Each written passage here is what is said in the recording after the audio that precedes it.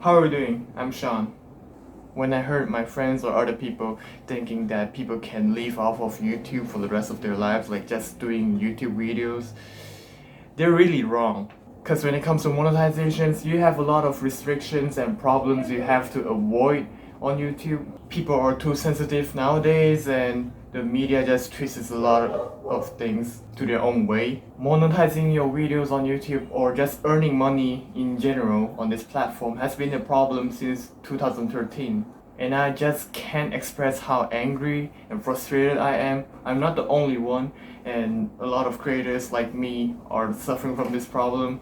Even though I don't usually make commentary or other entertaining videos that would go against the YouTube's policy or would get me demonetized. It still restricts me on what kind of video or what type of video that I want to make. The copyright system on YouTube is a joke, and well, the entire copyright law itself is a huge joke. When you really look at it, all you have the choices you're left with and how they police stuff is so outdated. Everything's obsolete. Fair use doesn't even really exist anymore. So here's an overview of the many examples that YouTube has problem with monetization. It ranges from copyright abuse or the YouTube copyright system, unjust demonetizations, ad apocalypse, poor content ID, and the most recent one, sponsor shaming. There's also blackmailing, frivolous lawsuits, death threatening, and cancel culture on Twitter or most social platforms. But firstly, I will explain how YouTubers make money. YouTubers make money through putting ads on their videos, like you always see when you click on a video. YouTube collects 45% of the revenue, and we creators collect 55% of the revenue. Excuse me. Thanks to what happened back in 2016, there are now types of monetizations. There's the green icon, which means you have full control over your monetizations of your video. There's sharing, which means that you're sharing revenue in half with the climate. And then there's a yellow icon, which means limited ads caused by the content of the video, like violences, controversy, politics, etc. And lastly, there's this red icon, which means that the climate fully monetizes your video. And there are times when copyright claims will restrict the visibility of your video. And here's this one thing. YouTube videos, like with its copyright policies with the companies and stuff, they all have contracts, they have signed contracts, they have agreements and stuff. And when this happens, what I want to talk about is that a copyright owner can change its copyright policy whenever they want. And this is a really, really bad thing because, for example, I own all the rights of this video right here, right now. But then the other day I changed it to common creative rights or something like, or some other things, types of copyright. But then the day after tomorrow, I change it back to all rights reserved, which means that people who previously used my videos are in violation of copyright, which means I can take down their videos or potentially file lawsuits against them. And this is what happened to me back in 2018 when I uploaded copyrighted music. I mean, the client was claiming revenue from my video, so I thought it was safe. But then a few months later, they strike my channel, and I had to immediately delete videos that contain copyrighted content because I was one strike away from getting my channel terminated. And this is why copyright laws are so obsolete. Now here's a quick summary. I'll just read it off of my script because I want this video to be short as possible. Excuse me. The first one we have is copyright abuse. Companies like UMG and Melobeat falsely copyright claim videos and take away ad revenue from content creators.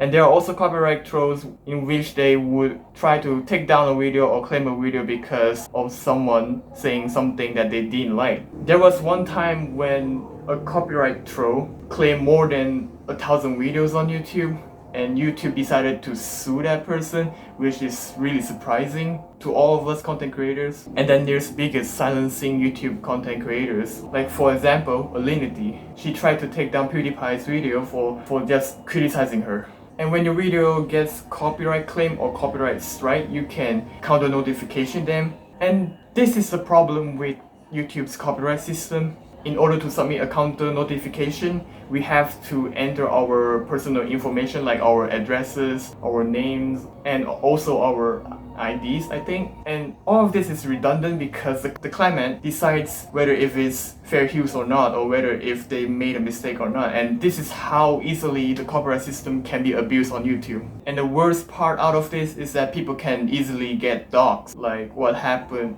and I'll get to that in a bit. Companies don't care unless you file a lawsuit, but it's really not worth it because, well, if you're an independent creator like me and going up against a multi-millionaire company, then you're more likely to spend more money than you should.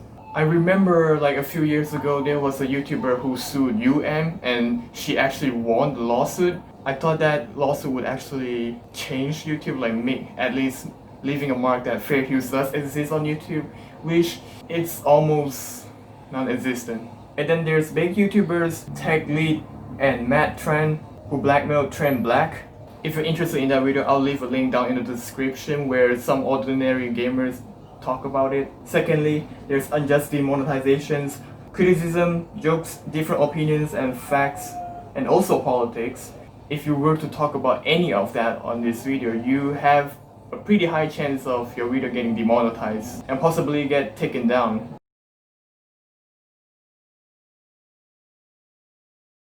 You can't even call out someone bad.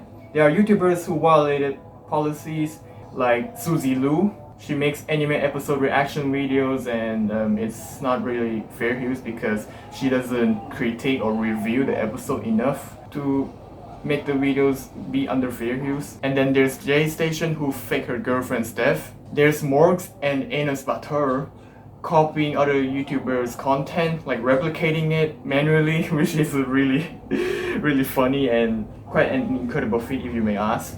But YouTube turned a blind eye against them. And then this is quite obscure. If you heard of the channel Horror Stories, he covered past incidents on criminals and then the criminals exploited the copyright system in trying to take down his videos. And I don't think any big YouTuber or any popular people talk about this, and I just thought that I have to make it out there because YouTube are protecting criminals, which is a really messed up thing to do. Thirdly, ad apocalypse. There's a lot and I can't cover all of them in just one video, so I'll leave a link down in the description. There had been 4 ad apocalypse and the 5th one is already in process. All I can say is that there are a lot of companies and people out there who are greedy, corrupted, and have no common sense whatsoever. It's pretty sad and pathetic. And then there's YouTube's harassment policy.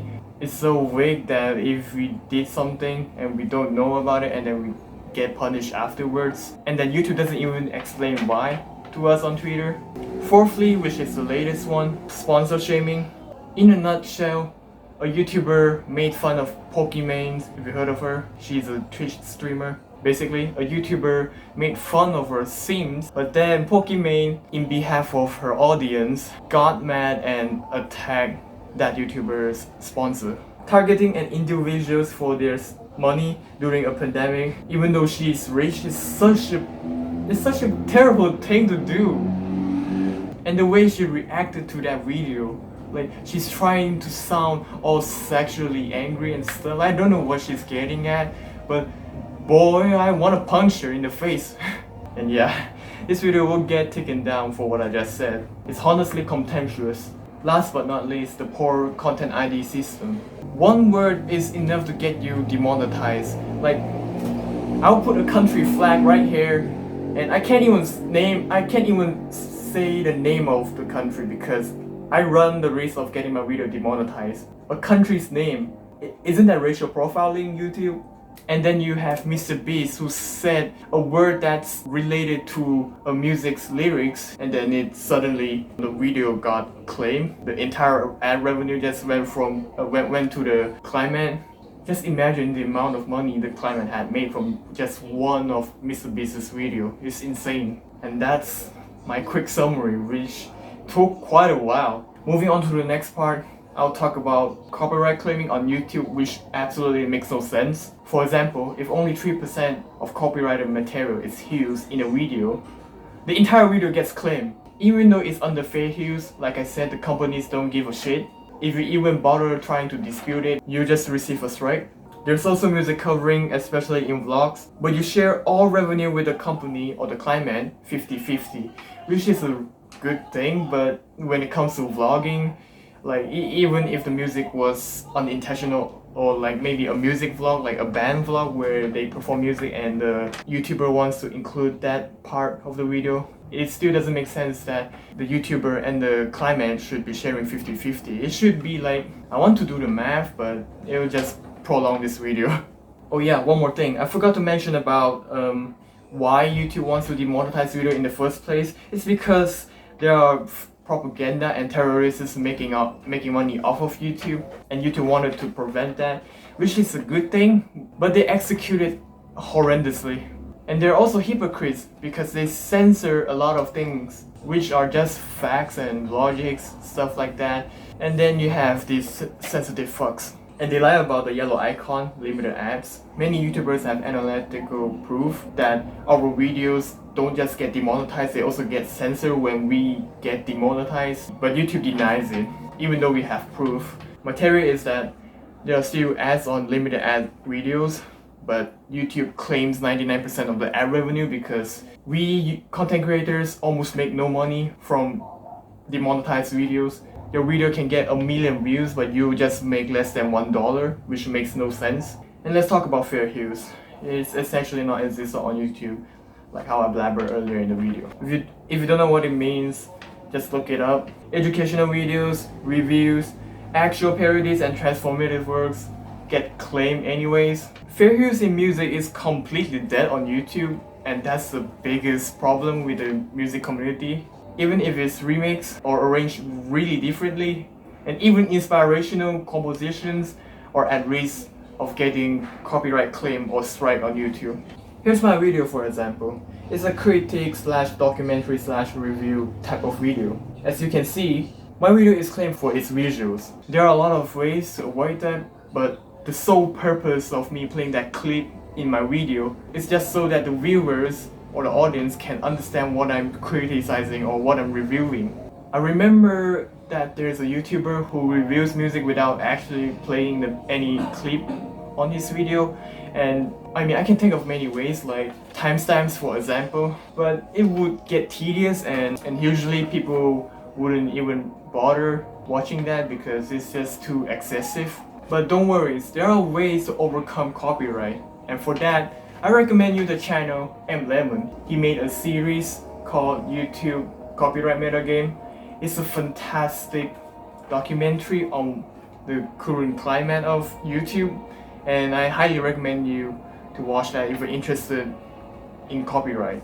With all of this happening, YouTubers have came up with solutions of earning money on this platform. External services through patronage like Patreon, Kickstarter, GoFundMe, Buy Me a Coffee, etc. You know it's a problem when YouTubers are getting censored and have to rely on other sources of income. We have our rights stripped away and YouTube itself shouldn't have that much power. But then you remember the people who run this world are similar. They're corrupted, they're greedy, they're selfish. The only time YouTube realizes is when it's too late. YouTube doesn't want to be transparent with its creators. Remember the slogan, broadcast yourself? Yeah, it's long gone. Maybe a new platform will emerge? Well, possibly, but at the same time it would become a second YouTube because when something gets popular, a lot of people, it would attract a lot of attention and people will start policing even though they don't really have the rights to do so. But when it gets to the authorities, a lot of things do have to apply onto the website, and the platform just essentially becomes a second YouTube, but hopefully better.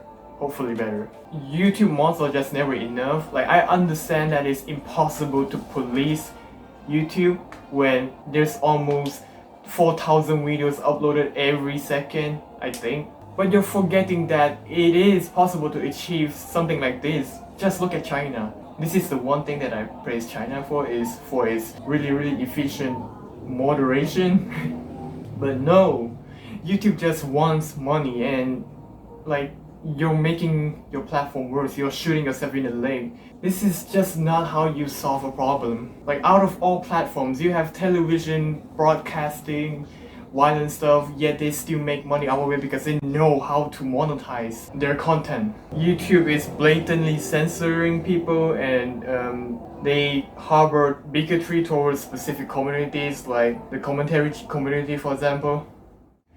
And that's about it. Thanks for watching. I hope you enjoyed this video. Subscribe for more content if you're interested, and I'll see you next time. Take care.